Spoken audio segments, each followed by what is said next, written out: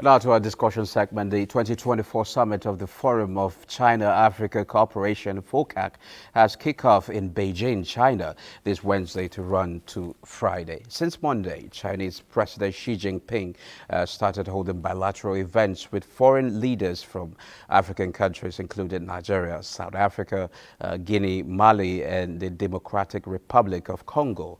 Over the years, the solidarity and cooperation between China and many developing countries like Nigeria has continued to benefit the nations involved, showing that countries can unite to foster common growth and sustainable development.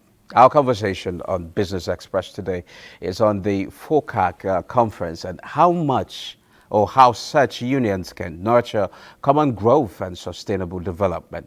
Our guest in the studio is an investment economist, Dr. Ogbonna Ukuku. It's always a pleasure having you on the program, sir. Thank you so much for having me. And thanks for the promotion. Okay, beautiful. First of all, how important is the bilateral relations as well as trade, relations between China and Nigeria and how does it affect other African countries as well? Now, that relationship is very key, and owing to the fact that if you look at the trend of things now, everyone in Europe is already, fully, let me use the word saturated, because they have different, a lot of distractions when it comes to investment flow and then corporations. So with the emergence of China and Asia generally, so China has to take advantage of that opening, which is not being able, when the West have not been able to push in a whole lot of development when it comes to the cooperation that they've had with Africa. So China has seen it because they too have suffered from this kind of exclusions. So with their emergence, the development that they've had and the time that they've paid, the attention they have paid to developing their space. So this kind of engagement and interaction is actually the only way to go, because whatever you create, you must be able to offload. So they've become so big, they have so much that if you look at the trade imbalance, it exists because there's so much that they have been able to, they have to give to the world. When it comes to telecommunications, when it comes to nuclear energy, when it comes to apparels, when it comes to textiles. So they've done so well. So they need to offload. So the best way is to that confluence, that synergy with Africa, so that they'll be able to find a space to offload. But that said, Africa needs to also be very strategic, learning from their relationship with the West, knowing that I have to negotiate better, I have to be strategic, I have to do better, so that my space will also develop at the same pace, if not at the same pace, but at a level where my own environment will also grow as we foster this relationship. But do you actually think much has changed when you look at the relationship between China and most developing countries? Just like the imbalances you mentioned, do you think that so much has changed at this point in time? Now, the reality is, if you look at let's say Nigerian export to China, if you look at it, predominantly is still oil, gas, solid minerals. So things can't change so much because what you're giving is raw and what they are giving to you are finished goods. So that means they have to be more productive than you. So why I use the word strategic is, yes, I say it all the time. Investors are interested in some things, especially human resources, capital, the resources that you have. But what you have to do as the bride, you need to be able to use what you have, what I call lifelines. You need to take advantage of your lifelines so that whatever you're giving to the world should give you the best value. As we speak, if we begin to pay attention to, let's say the copper ore that we're giving to China, we were able to, refine further or process further. That can also give give more value for, to the Chinese. And then again, we need to also look at, you see, it's beyond also, yes, adding value is one side of it, then being able to give the required infrastructure that will support trade. Trade facilitation has a lot to do with your ability to, the ease of, navigating within your system. What are the channels that people can take goods out of your country? Would everybody come and cluster in Tinkan or Apapa just to be able to get goods out of your country? So, I mean, have we been able to add value to things like cassava, some cash crops that we should be able to take advantage of, and then, make sure that we have, gain a whole lot from that relationship. Okay, President Tinubu's, President Tinubu signed several memorandum of understanding aimed at deepening cooperation between the two nations, including green economy, agriculture, satellite technology development.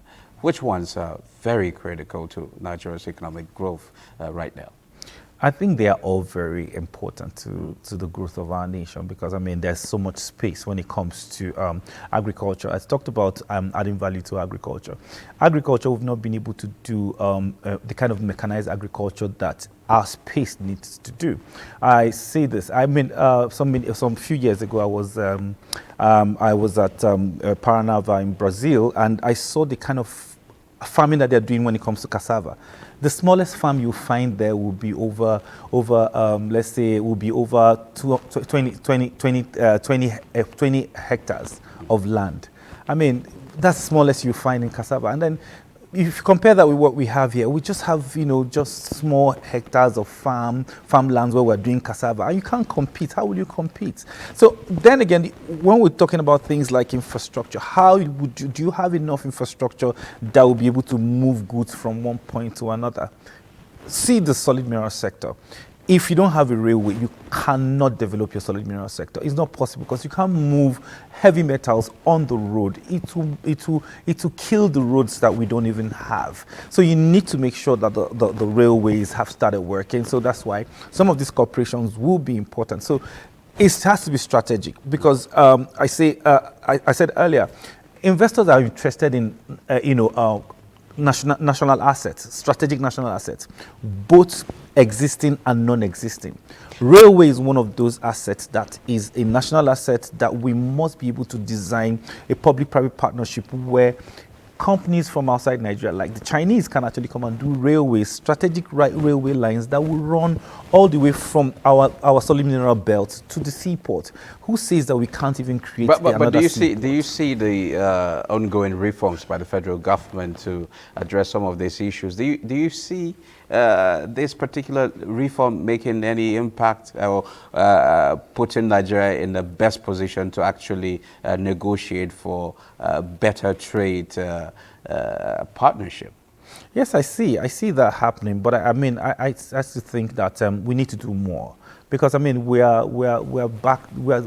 There's so much. Like I said, the gap is just so much that we need to do so much, because regarding developing the economy, the growth that we need to begin to see in our economy. Yes, we're growing at at an average of the Chinese GDP is growing at 3%, but you need to also look at their population. So their population, and then their growth, their population growth. So these are the things we need to. These are factors we need to look at. So yes, the reforms will work. The reforms are going to work, but it's going to take a lot of time. So that's why I'll keep flogging it in that we need to push more strategically so that we can take full advantage. Okay, the president is expected to pay site visits to prominent China rail and construction corporation to fast track the completion of the Ibadan to Abuja segment of the Lagos to Kano high-speed rail line. What do you expect to come out of that? It's just going to be first is first. You know that there are issues. If there are delays, anytime you find delays in transactions, that means there are issues. So we need to be able to remove those bottlenecks and then make sure that these transactions are seamless. Like I said, it has to be designed in such a way that everyone is comfortable, because the Chinese must find their exit plan, because that's what every investor will be interested in. No investor wants to go into any dark hole. They need to be sure that they will be able to get their monies out. Yes, The money might be definitely will be long term, because I mean, if you look at lending, the rate of lending in China, and then and here, so it's better for you to even pull in a lot of those resources. Yes, it's going to come with transfer of technology. It's going to come with a whole lot that will benefit us. But like I said, the negotiation has to, but when the president of a nation sits on the table with the head of a corporation of any organization out there, it shows seriousness. So that seriousness will mean nothing will be hidden. So everything will be put on the table. So these are the issues we've had. For us to come back, to start, to go back to that transaction, there are a few things we need to, buckle up here and there. And those things, if the president cannot solve it, who else can solve it? So that's why I think the president is there. And then I think there has to be a follow-up after the entire MOUs, discussions. There has to be, the engagement must be followed back to back with a whole lot of, very serious follow-up, because as soon as you leave that space, that's when issues start to come.